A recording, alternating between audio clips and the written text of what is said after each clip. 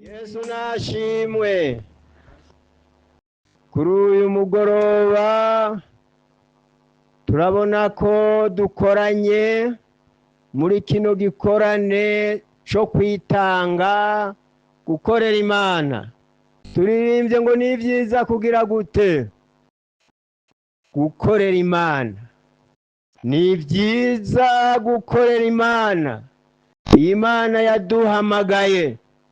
Imana yaduteguriye igisagara turiko turajamwo mu ijuru. Dukwiye kuyikorera. Umuntu akavyumva ko akwiye kuyikorera.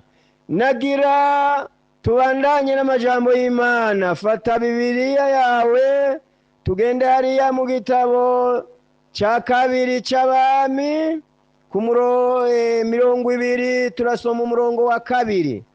Inomero z'igitabo kugira tuhabone vuba n'amajana 447 hepfo, inomero zo hepfo.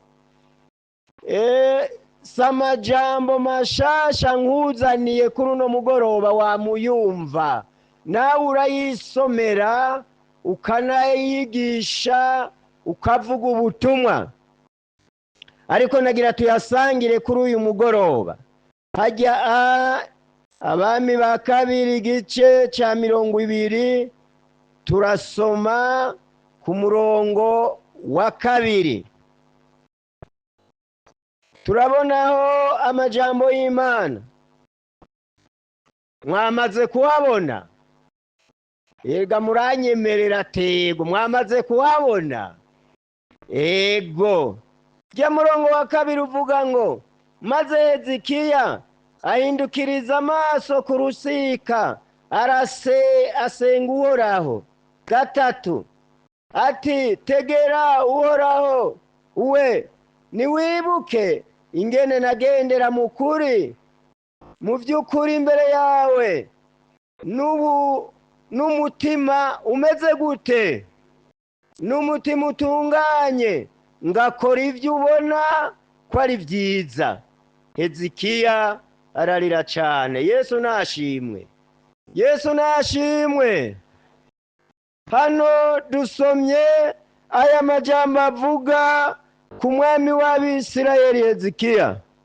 Hezekiya harya hirya ku murongo wa mbere hajya twasimbye turabona ijambo ry'indangamajambo rivuga ngo Hezekiya yongegwa iyindi myaka yo kugira gute? Yo kugira gute? Yo kubaho. Hano rero Hezekiya umwami w'Abisirayeli yaragwaye agera kure. Ageze kure Imana ihamagara Yesaya ati genda ubwire umwami w'Abisirayeli, umubwire ko agira apfe atagikira.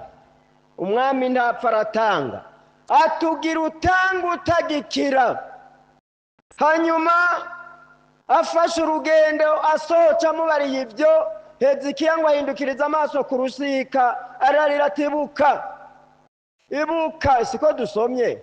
Siko dusomye ngo ibuka ingene nagendera mu kuri imbere yawe ngakora ibyo ubona ko ari byiza bitunganye rwose.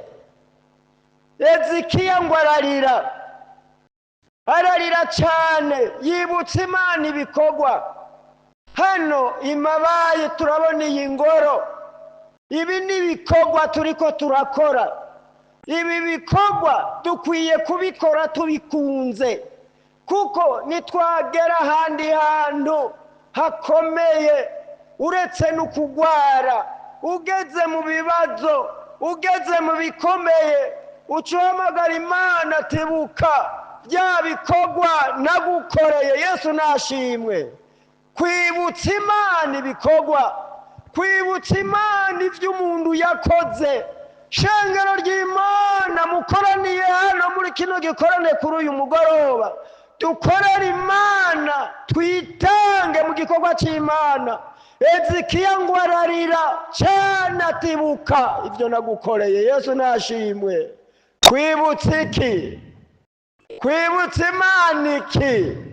Ibikorwa jewe ngira ndabashingiriye indahe gatoya. Natanguye gukora ibikorwa by'Imana muri iri shengero ryacu rya Pentekote mfise imyaka 8. Nabatirizwe mfise imyaka 8. Kugeza n'uyu munsi sindarambirwa kuyikorera. Nguma nkora kuko narasezeranye ngo nzokorera Imana kugeza ryari. Mweho mwavuze ngo iki? Kugeza ryari? Iyo turiko turabaza ababatirizwa turababaza tugaca mu nzira zose muzo kwihana n'umubatizo wa Mpwemu Yera, tukagaruka mu guheza tuti uzokorera Imana kugeza ryari? Muca mwishura ngo iki? Kugeza gupfa. Hafi rero yo gupfa nihajya bakaba mu birenge ngo yatimvye, bagafata hano ku mutima bakumva umutima uracyatera, ngo ariko ngo agatima karatera ngo buhoro buhoro. Hafi yo gupfa. Umukristo nawe yavuze ngo je ndi umukristo. Kugeza ryari? Kugeza ryari? Kugeza gupfa. Ibi bikorwa by'Imana dukwiye kubikora. Ndababwiye ati jewe natanguye kubikora mfise imyaka 8. N'ubu ndiko ndabandanya, ndiko ndashishikara. Ndibigikunda ko nduga umusozi. Nibutse tuvuye buhoro hataraboneka urusengero, tugiye ku kibanza cya mbere cy'Ibutahana, twaduze hari ijya misozi nayiduga nyaruka. Ariko mwabonye hasi nshobora kumanuka ndifatije hano, ngenda ndondera ikimfasha kugira ngo manuka hamanuka. Twaraduze ijya musozi tuvuye buhoro turaduga n'Ibutahana. Ndibuka ko batwakiriye tubonye ikibanza cy'Ibutahana ku mupasitori wa Apolo yitwa Nyandwi. Turahava turamanuka ni mu Kivogero, dusanga umugabo umwe w'idini kanaka umurongozi yabo. Ati wa mugabo uboregwa uri umurongozi nta soni, urabona ivyo bintu urimo? Ngo rengana mwebwe ni murengane mw'idini. Imisozi kuduga. Ibi bikorwa turiko turakora nditurambigwe kuko nivyo twibutsa Imana. Tugeze mu bikomeye. Undi munsi jewe nari mu bikomeye birenganye, hanyuma numvijwe ngo va ahantu. Maye nsengera mu mutima ati Mana ndacagukorera canke biraheze. Numvijwe ngo va ahantu, riza buhoro buhoro ngo genda uva ahantu. Atari uwo hava. Nayo ivyariko bigira ngo nganga byari bikomeye. Hanyuma mva mu baningira gutya. Nshicaye gato numva ngo genda nyaruka. Ijwe ati rinizwe ry'Imana. None mubona ntagitambuka. Sindiko ndavuga ubutumwa. Imisozi ndiko ndayiduka buhoro buhoro. Ariko nabona ko byaheze. Byari byaheze. Numvizwe ngo va ahantu. Nca ndagenda. Kuko nari navuze ati Mana none biraheze iminsi yo kugukorera igarukiye aha. Ijwi ngo haguruka. Nyaruka va ahantu. Yesu nagira gute? Mbere Imana amashi kuko turayibwira ibyo twakoze ikavyumva. Yesu nagira gute? Nashimwe cyane. Ibikorwa n'ubu murabona ndiko ndabandanya mu gusozera. Ndiko ndabandanya buhoro buhoro. Dukora igikorwa cy'Imana tunezerewe, tutidoga. Utidogera ngo natanze ibi kandi bitangwa biriho. Ikoti wambaye ubikuye irakorera Imana, igitenge kirakorera Imana. Kazozo yibuca ati ya koti yanje nakura, cya gitenge canje Imana, ya mpene yanje Imana, za nkoko zanje Imana nagukoreshereza. Kwibutsa Imana. Hezekiya ngo ararira cyane. Yagiye mu kugihome ngo ararira atibuka Imana ikibwira Yesaya ngo yariko aragenda agira ngo igikorwa aragihejeje ngo hindukira Yesaya, erega Ezekiya ariko ararira aranyibukiza ibikorwa yakoze. Imana ngo ibwira Yesaya ngo subira inyuma umubwire ko yongewe imyaka 15. Aragenda ati mwami wongewe imyaka 15 yo kubaho. None imyaka 15 mwibaza ko ari mike?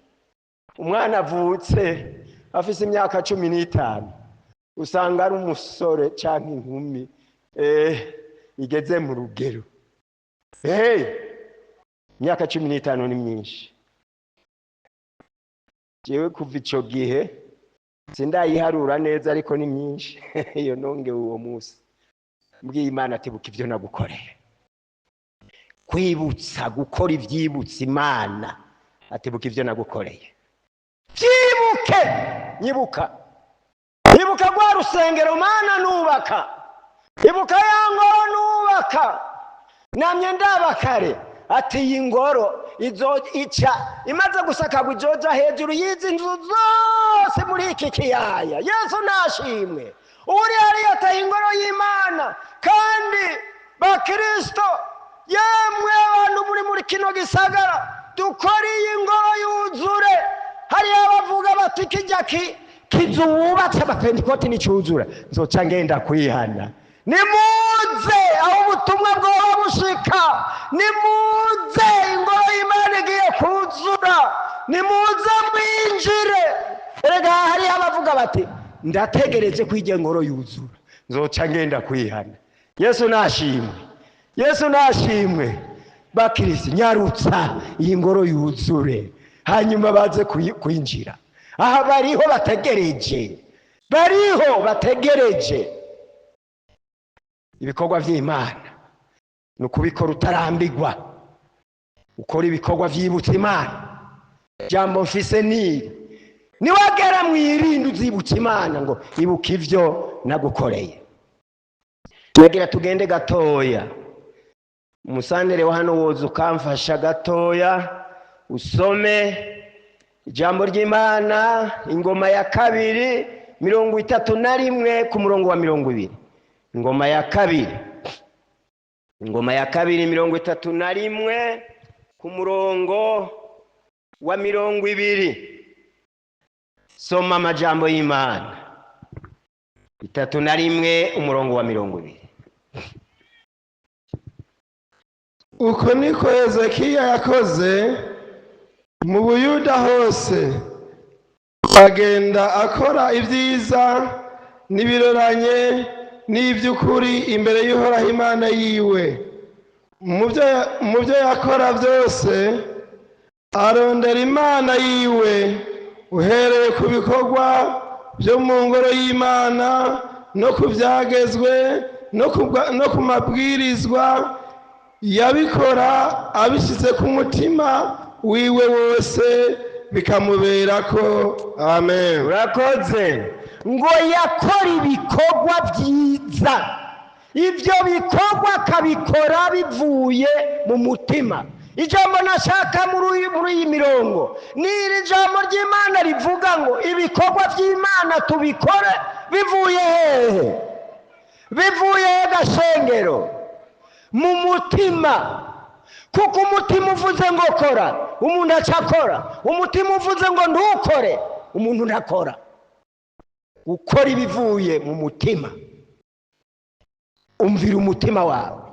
Umutima wawe ni wavuga ngo tanga iki, cutanga utange unezerewe. Yesu nashimwe. Yesu nashimwe. Dutange ibivuye hehe? Mu mutima. Hari indirimbo imivuga ngo mu mutima ufise umwanya w'ibiguhimbara bindi, ariko Yesu yabambwe nta mwanya umufitiye. Shitsa Yesu mu mutima, itaba ijambo ryiwe, mugororera n'ingoga bikigushobokera. Kora ibikorwa by'Imana bivuye mu mutima. Baririmbye nidukora ibikorwa by'Imana bivuye he? Mu mutima. Mu mutima dukora ibikorwa by'Imana bivuye mu mutima, bimwe tuzokwibutsa Imana. Yesu nashimwe kuzokwibutsa Imana. Imana niwibuke ivyo nagukoreye. Muri iyi minsi muri uyu mwaka hari mu kwezi kwa kane narose indoto. Ntuze kumbaza ibindi n'indoto. Narose indoto numva ijwi ngo Abeli, kuko ijwi ry'Imana rikunda kumpamagara kenshi, ngo Abeli ngwino nkwereke. Numva ijwi ngo Abeli ngwino nkwereke. Hanyuma ndagenda, ndiko ndagenda numva ijwi ngo ngira ndakwereka ibitsibo mubikiwe. Nahora ndavyigisha mugabo sinari bwabibone. Hanyuma ngoraba nditegereza, mbona biriko birururuka, ibitsibo vyururuka. Nditegereza, nababwiye ngo nari muki mu ndoto. Mbona biriko biramanuka, ibitsibo bimanuka vyururuka. Ariko sinabwiwe ngo gwawe niki. Nabona vyururuka bimanuka bitonze ku murongo ngo urabona ivyo mubikiwe ibitsibo kubankorera, bakozi b'Imana. Twarateguriwe ibitsibo vyiza vyiza. Ndababwira ati nahora nigisha ku bitsibo sinari bwabibone, ariko naravyiboneye amaso ku yandi ukuntu biriko biramanuka. Mbona vyururuka bimanuka.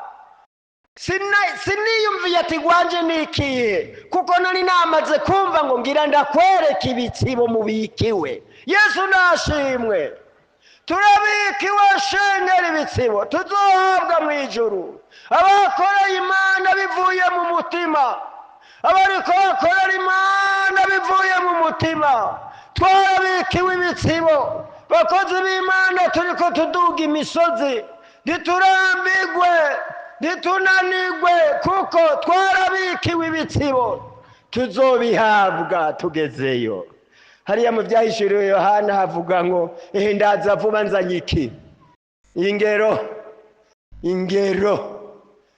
Ndaza vuba nzanye ingero, kugira ngo ngerere umuntu wese ibikwiranye n'ivyo yakoze. Aha rero turi mu rugendo, turiko turaja mu ijuru. Ibi bikorwa turiko turakorera Imana, turiko turabikora wogira ngo turaruha, kandi harimo kuruha. Siko uraza umuntu yiriwe harya hejuru, arumva ko arushe, ariko turabika ibitsibo. Yesu nashimwe. Ngira nkwiye kugeza aha kuko murarushe.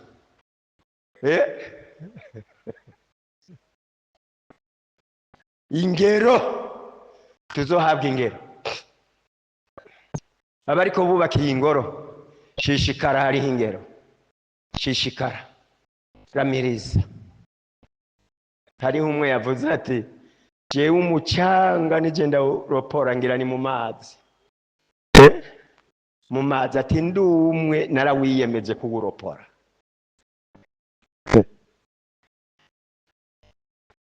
Murumva umuntu umwe ati iki gikorwa ndaciyemeje. Hari n'ikindi ntovugire hano numvise mugabo kizotungana. Yesu nashimwe. Ibikorwa naho turuha, naho biremereye, tubikore, kuko hariya iyo turiko turaja je nahishe hirya ya vyose. Yesu nashimwe. Iyo turiko turaja hariya hirya ya vyose niyo tuzobisanga. Ngo ibikorwa bimwe biratwitangira imbere, ibindi bikaza bikadukurikira ibikorwa. Ibi bikorwa turiko turakora Imana nibikorwa tuzohemberwa ingero. Soma hariya tugende hajya mu Vyahishuriwe Yohana, iryo jambo turisome. Ivyerushe Yohana 22 turabe umurongo wa 12. Ngwino pastor usome, ngwino dufashe. Umurongo wa 12 22.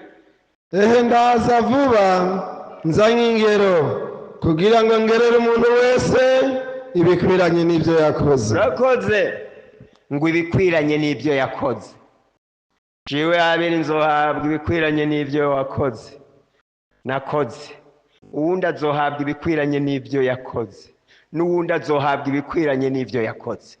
Yesu nashimwe, Yesu nashimwe.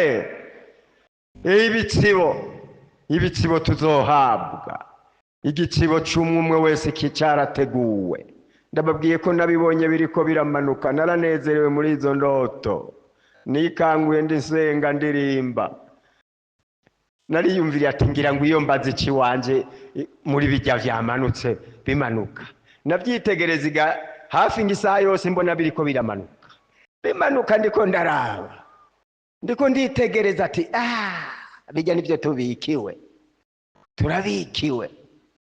Umunsi umwe nagiye kubwira umukozi w'Imana ivy'Imana yanyeretse ku bikorwa twakoze ko ari vyiza. Hanyuma ndagenda mw'ishengero ryo kumugara mvuye Rusagara, nakibwiye abungere baca barantuma bati genda umusezere kuko twumva ariko arabandanya. N'umupastori yakoreye ino yitwa Sefania igihe yarangiza. Naragenda shika ati Pastor Sefania nje kukubwira ko ibikorwa twakoze ari vyiza. Vya bikorwa ya midugo twaduze Ibuhoro, Irusagara, Imabayi, vya bikorwa hari Ibutara, vya bikorwa mu Ruziba, Nyamakarabo, vya bikorwa twakora. Ijwi ry'Imana ryaraje rimbwira ngo ni vyiza ibikorwa twakoze. Nawe ahari ati amen, amen, amen, amen, amen. Yesu nashimwe. Sumugani ivyo nivyabaye mu nzu kwa Sefania ngo amen, amen, amen, amen, amen, amen. Pasiteri wiwe nawe niho yari yicaye yumvise ko nahashitse acaraza na Fanueli yakoreye ino.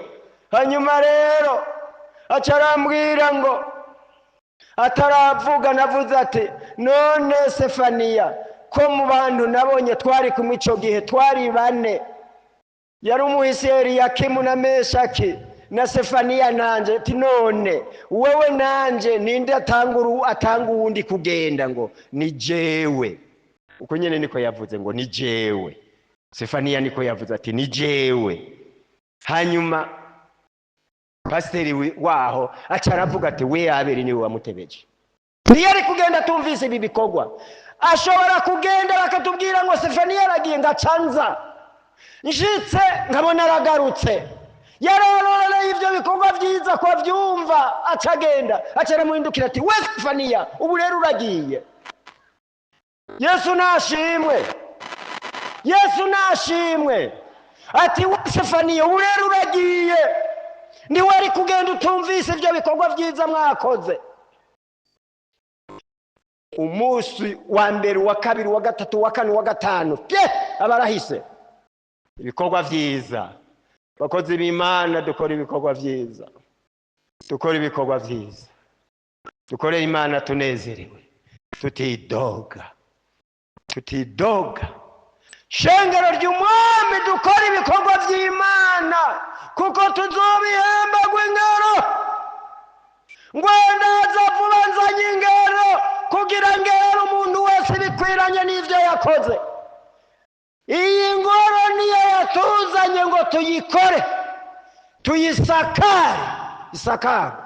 Bivuye hemwe muri hariya Mungu muri iyo ngoro turiko turakora. Mwebwe mwicaye hariya dukora ibivuye he? Mu mutima. Hariya haruguru dukora ibivuye he? Mu mutima. Hariya dukora ibivuye he? Hano ku buhinga bw'ivyuma dukora ibivuye he? Mu mutima. Mu mutima. Kuko ibikorwa turafise ingero. ingero zirateguye ibikorwa dukora, zirateguye hariya hirya ya byose, hariya iwacu mu ijuru, hariya turiko turagenda. Erega aha turiko turagenda uku ni ugutegurira urugendo. Turiko turagenda iwacu heza, hariya Tanzara, atagupfa, atagupfisha, ataguterura amasandugu y'abapfuye. Nta masandugu azoterurwayo. Oya, ni mu munezero w'ibihe bidashira. Tuzonobanga ngo nk'abahavukiye bukebuke. Kunobanga no kugenda bukebuke, ukazusanga uri hahandi. Erega ntituzova ngo tuje i Rusagara, urugendo nk'uru rwaha ni Rusagara. Tuzokwama turi muri uyo munezero gusa, tunezerewe. Abamarayika n'ibinyabugingo ngo bazotwakira, bataba bantu bavuye ngo nabavuye muri wa mubabaro wo mw'isi, nabaciye muri ya maraso ya wa mwagazi w'intama, ngo tuzokwakirwa tugezeyo. Erega tuzogerayo bakozi b'Imana, shengero ngo ridukwirikiye, turi imbere yaryo ngo rizogenda ridukurikiye, ishengero ry'Imana. Kandi tumaze kugerayo ntituzokwirirwa turasemerera, hazoba hariko hakora Imana na Yesu na Mpwemu Yera, twibereye mu munezero w'ibihe bidashira. Kandi ngo tuzokwambikwa ivyiza, ngo ngwino Marita wakoze neza, Samusoni wakoze neza, Petero wakoze neza, ngwino mu munezero. Yesu nashimwe, Yesu nashimwe. Dukora ibivuye mu mutima, ivyo tuzokwibutsa Imana. Kuri uyu mugoroba amajambo mfise n'ayabiri: gukora ibivuye mu mutima, kandi arivyo tuzokwibutsa Imana ati ibuka vya bikorwa nagukoreye. Ibuka yangora imabaye Imana, ibuka yangora Rusagara, ibuka yangora Buhoro, ibuka bimwe nagukorera. Kwibutsa Imana ivyo tuzoba twarayikoreye byose, tuzoca twibutsa Imana, kuko turi mu rugendo ruja mw'ijuru. Turiko tugenda iwacu ni heza, ni igihugu ciza, tuzonezerwa tugezeyo, tuzoririmbira umwami. Garuka hano dufashe, nimba ego nyaruka udufashe usome ingoma ya mbere 29 ku murongo wa mbere. Ingoma ya mbere 29 kuri urya murongo wa mbere. Mwahabonye? Mwarambiwe ko mbona mutazingurura Bibiliya. Inomero z'igitabo hepfo papiri nomero 489. Dawidi n'abantu batanga ibyo kubaka urusengero. Maze umwami Dawidi abarira ikoraniro ryose ati, umuhungu wanje Salomo ari wenyine Imana yatoranije, aracyari muto ntarakura, naco igikorwa ari kinini, kuko iyo ngoro itazoba iy'abantu, ariko izoba iy'Uhoraho Imana. Urakoze. Ingoro y'Imana. Reka tureke Dawidi n'Abisirayeli. Iyi ngoro y'Imana murabona ko ari nini. Dawidi yavuze ati, narindi isanganwe mu mutima kubaka ingoro y'Imana atari ku mwana wanje Imana yatoranije aracyari muto. Ati kandi iyo ngoro ni nini cyane. Ati ico gikorwa ni kinini. Ati kandi iyo ngoro nizokwitwa iy'abantu, ni ingoro y'Uhoraho. Yesu nashimwe, Yesu nashimwe. Twubake ingoro y'Uhoraho. Ingoro y'Uhoraho tuzohezagirwa muri kino gisagara. Iki gisagara kiri mu iyi ngoro. Iyi ngoro ni inzu y'Imana. Twubake inzu y'Imana. Ubutunzi bwacu tubushire kuri iyi nzu y'Imana. Twubake inzu y'Imana, twubake iyi ngoro, kandi iyi ngoro tuzoyiherwa nk'umugisha. umugisha iyi ngoro yuzuye neza imaze gusigwa amarangi iyi ngoro bazoyizamwo bagwaye bazoca bakira ibiragi biririmbe ibipfamatwi vyumve ibisuma vyihanire muri iyi ngoro ibinywa rumogi vyihanire muri iyi ngoro iyi ngoro ni ingoro y'uhoraho imana y'abisirayeli umwami dawidi yavuze ati twubake ingoro y'uhoraho yesu nashimwe yesu nashimwe nimumbere imana amashyi yateguye iyi ngoro muri kino gisagara yesu nagira gute nashimwe cyane kubona ingoro nk'iyi muri kino gisagara kandi niyuhoraho ni ingoro y'uhoraho kare nababwiye ati zokiza hejuru y'izi zose uri hariya ateye ingoro y'imana n'ubundi ari hariya ateye ingoro y'imana dukora ibivuye mu mutima kare twamye twiyemeza nezo tuzoshishikara kwiyemeza dukore ibikorwa by'imana kora rero unezerewe utitoga mbega mu mutima wawe hameze gute mu gukorera igikorwa cy'imana wumva hameze gute kuko mwiriwe hano ntawovuga ngo ashishikare bamwe bararushe abandi ntibiragenda neza hariho ibibazo reka tugarukirize hano mu gukorera imana dukore ibivuye